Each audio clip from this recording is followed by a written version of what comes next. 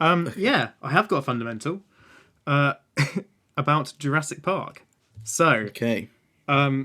big fan of the book, massive fan of the film. You've read the book, haven't you? Nope. Oh, Because I okay. almost got the audiobook, but it was read by Scott Brick, and I would Oh, rather shoot Scott myself in Brick. the face repeatedly than listen to Scott Brick. But Scott Brick's a command for a different time, Nick. So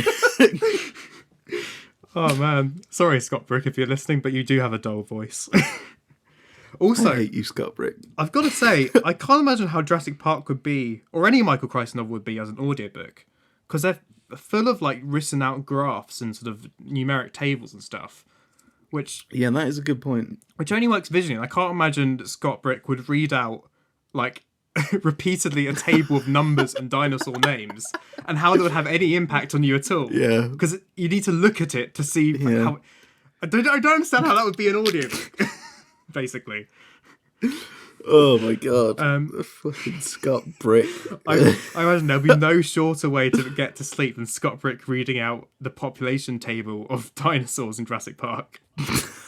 But speaking of which, so Oh my god. there's something that sort of I always found quite bothering about Jurassic Park the film, and I do love it. It's one of my favorite films of all time. But something that was bothering me is the whole theme of it is this idea that like, oh, humans can't contain life. We can't be the gods of this zoo and create life and then expect to contain it. Life finds a way. We have no control over these animals. But the thing is, in the film, is they do have control. Everything's going basically a-okay until Dennis Nedry, Until goes and lets Nedry them all finds out. So it's specifically human intervention that lets them go. So I was like, well, that doesn't really hold up. Now, the thing is, the book does it differently. And this is one of the reasons why I think the book is actually a bit superior. There's a lot of reasons. But so in the book, there is a thing early on about how I think one of the characters finds eggs in the park and is like, there's eggs here. Are the dinosaurs breeding? Oh no, well they can't breed. They're all females. And look, we've got this population chart up on the computer, and it's we expect to find, I think it's like 238 animals, and it's counting them. It's found 238. So there's no breeding. It's fine. The eggs are from a bird or something.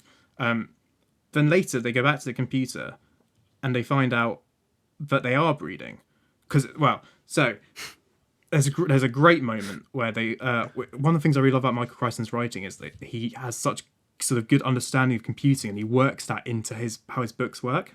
So like Malcolm's like, okay, why don't you try getting the computer to search for more than the animals than it expects to find? So try searching for 239, and it finds 239. It's like, okay, try 300. It's like, error.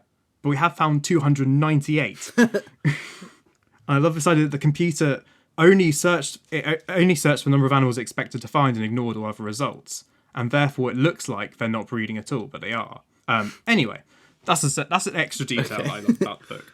But basically, the point is, we find out really early on, while the animals are still effectively contained in the park, that they are breeding. And they have this whole thing, which is in the film, about like, oh, we put in the frog DNA into the sequence to complete it, and sometimes they'll turn male in an all-female environment so they can ensure reproduction. And therefore the animals life has found a way, out of human control. They have found a way to get out of human control and become a self-supportive ecosystem. And again, that is in the film. But the point is, in the film, this revelation is in like certainly the end of the second act, if not the third act. Like it's right at the end where everything's already gone to hell and doesn't really have any impact. It's like an incidental detail.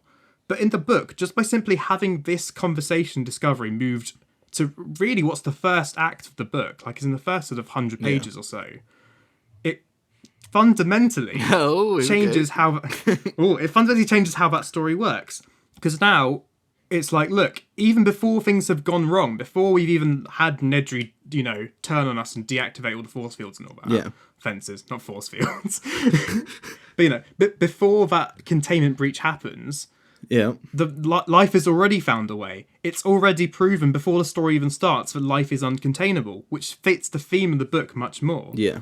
Not to mention, so the book opens with a scene which was later used as the opening to Lost World, the second Jurassic Park film, where basically there's a rich couple and their child on a beach in a South American country. I can't remember which one now. Yeah. But and the girl is attacked by these lizards, which turn out later to be the tiny dinosaurs. I can never pronounce the name of it. It's like Procompsognathus. Sure.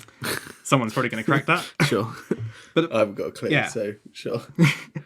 But the point is, even in like the first chapters of the book, the dinosaurs are off the island. They're already escaping the island, and as we find out later on, they're also already breeding before anything goes wrong. But in the film, they get rid of all that. So the sort of the attack that opens the film instead is on the island in containment, and it's the raptor like in the cell attacking a worker. So they're still on the island, and the dinosaurs never leave the island in the film, even though that's a major plot point in the book. The film ignores it completely. Right.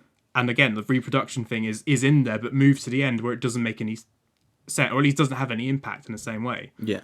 So yeah, that's basically the fundamental change. Why do you think they did it? Why change it? Well, so my overall thoughts are, because the book of Jurassic Park, like a lot of Michael Crichton's works, are genuinely quite adult. Like there's a lot of there's a lot of violence in them. There's a lot of sort of, quite dark stuff going on there. And of course, Jurassic Park was aimed primarily at a family audience. Now, even then, it's quite messed up, grisly for a family audience. Yeah. Yeah, I mean, it is a PG, but it must be just on the cusp because there is quite a bit of gore in there and a lot of like major characters dying. Yeah. But I think there's a lot of elements that got stripped from the book to make the film more family friendly.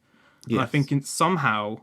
So the other thing as well, again, like with Michael Crichton's, all of his novels are quite technical and scientific, and like I was saying, there's a lot of sort of interesting computing stuff in them. Yeah. And I reckon, because the revelations I just described with finding out how the egg stuff work is also accompanied with normal distribution charts, and there's a lot of statistical analysis of why this is happening, or how they've proved it mathematically that they're breeding. And I think in an attempt to make the film more accessible to like a general audience, they also got rid of that scientific mumbo-jumbo to an extent and streamlined it. Right. And in that, they basically downplayed the whole reproduction stuff. Or at least that's my theory on it. Okay. That's interesting, yeah. Yeah. That's... all I can think of is Scott Brick now reading out like Excel spreadsheets of... I will send you a photo of a page from the book during this bit where they're doing the revelation about the computer miscounting how many dinosaurs there is, because the same table repeated each time as it discovers more dinosaurs. And I want you to try and think about Scott Brick reading it out word for word. Oh,